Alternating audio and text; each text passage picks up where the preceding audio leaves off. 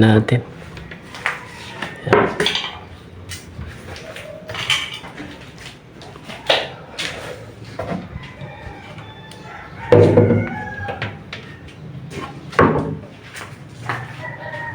So, sara naman natin oras.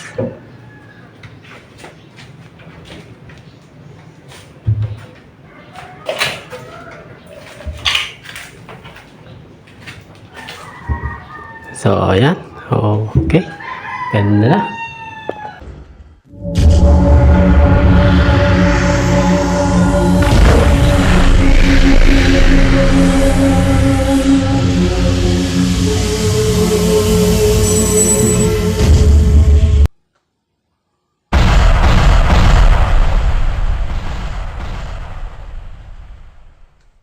Isang mapagpalang araw mga karis. So, samahan nyo ako. Magkakabinet tayo dito. Yan. So, for the vlog lang tayo mga karis. Para may upload sa aking YouTube channel. So, shout out sa mga nagtsatsaga sa video ko. So, umpisa na natin. Ito yung lalagyan natin ng hanging cabinet. Just yan. Lagyan din natin ng takip. Kumbaga yung masosobra dyan. Para dito.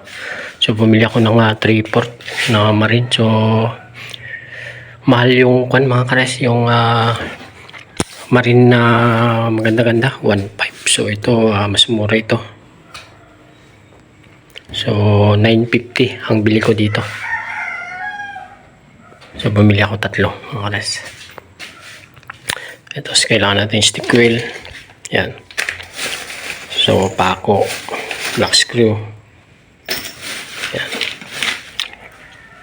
Barena.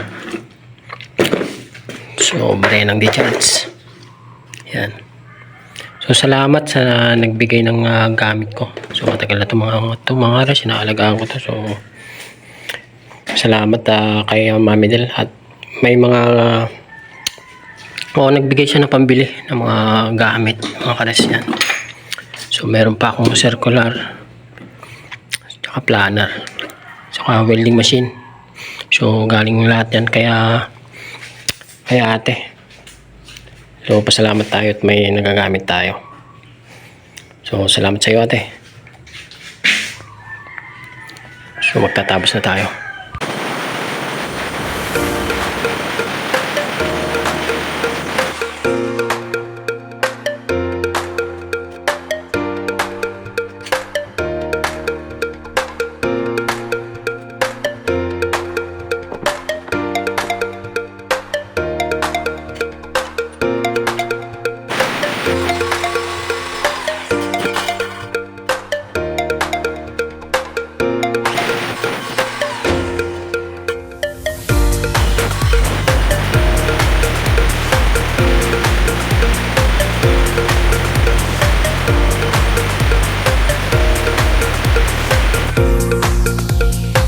So, i-follow ko na lang siya kung gagawin ko sana sa baba kasi lang hindi nakaiskwala sa mga side niya, sa mga side.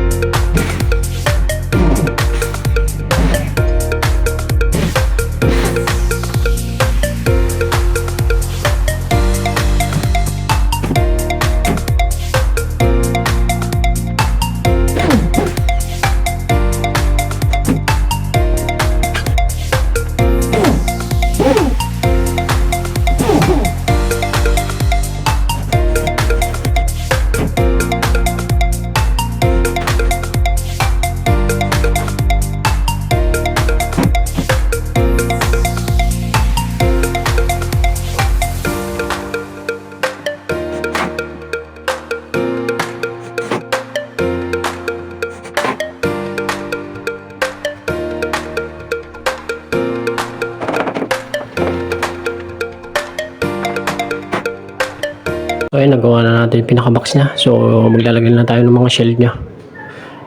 So, ayan. So, yung lapad nito mga kares, 16 inches. Yan. So, yung taas nito, 2 feet ka ba na mga kares. 16 by 2 feet. So, maglalagay na tayo ng mga shell. Mga shell niya. So, kung mapapansin nyo, maluluwang yung mga ginawa kong pinto para makatipid sa conceal. Yan. Kasi kung lilitan natin, so masyado na siyang maraming conceal yan. So, 4 na pinto lang ginawa ako para makamenos sa conceal. So, yan. Lagyan muna natin yung mga shield niya.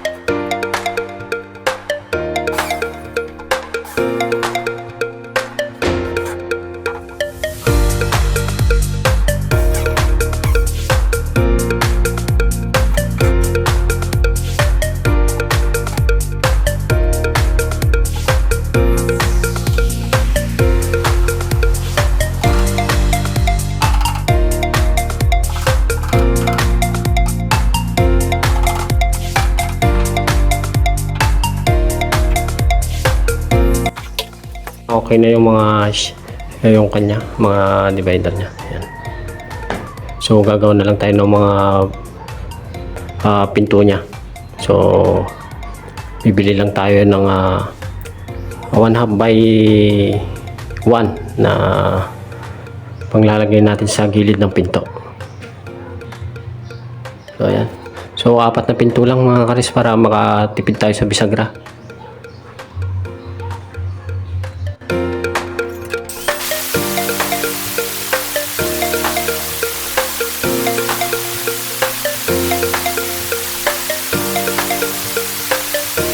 Pinto ang kares. So, gagamit tayo ng aliston.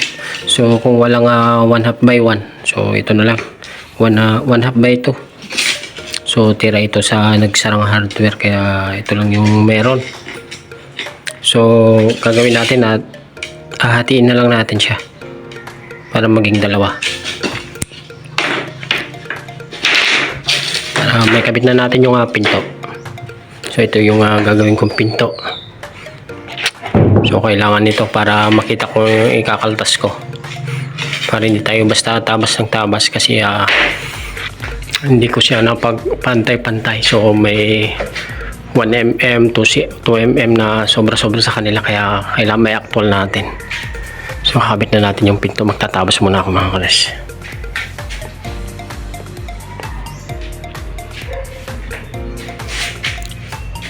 Ayun, bago tayo magtabas sa mga kares, paki-subscribe naman po, paki-like and share, at saka i-follow nyo ako sa aking FB page mga kares. So, gaya ng sabi ko sa aking FB page na wala na ako sasahurin dito. So, dito ko na lang siya babawi sa pagbablog. So, sana kahit pa paano marami na akong views dito mga kares. So, shoutout kay Mami Dan. So, siya yung masugid na tagapanood ng mga video ko sa ibang bansa. Yan. So, yan. Tatakpan na natin. So, ganun pa man kahit lugi tayo sa project natin na tatapusin natin to. So, kahit wala na tayong sasahurin, gawin pa rin natin ng maayos at tapusin natin. nang hindi tayo masira sa customer natin. Gawa ng sabi ko, nagamit ko sa pangbayad sa school ng anak ko yung sahod ko dito. Kaya wala na akong sasahurin. So pag natapos dito, susunod ko yung sa silong niya. So walang kahoy. So 3/4 na lang yung igagawin kong pinaka hamba niya. 3/4 na lang. So lalagyan natin ng pinakaliston para tumibay. So ayan, tabas na tayo.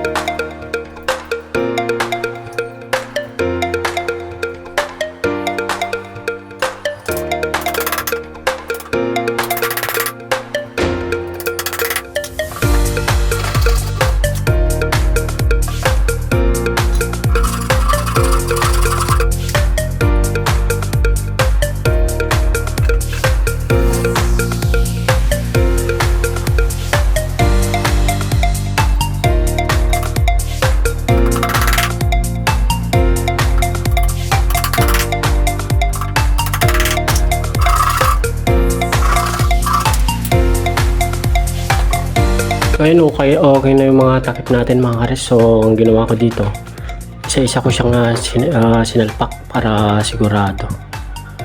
So binuo ko muna to, tapos kinabit ko siya. Tapos binuo ko na naman ito pangalawa. So kinabit ko siya. Tapos inassemble ko na naman yung pangatlo. So para makuha ko yung sukat na sakto. Para dyan.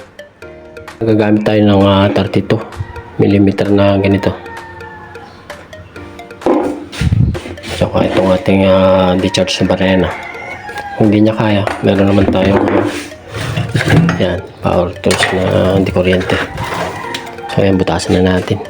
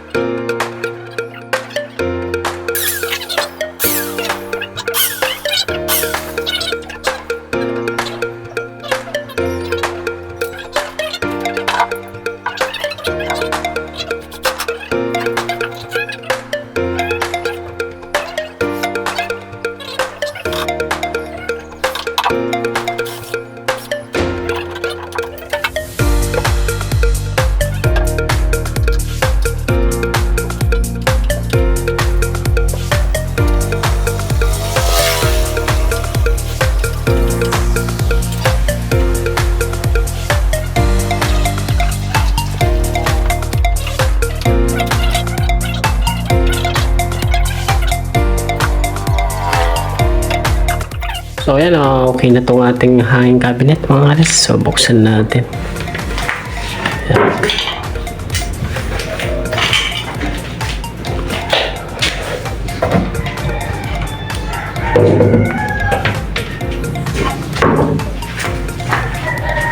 So sara naman natin mga kares.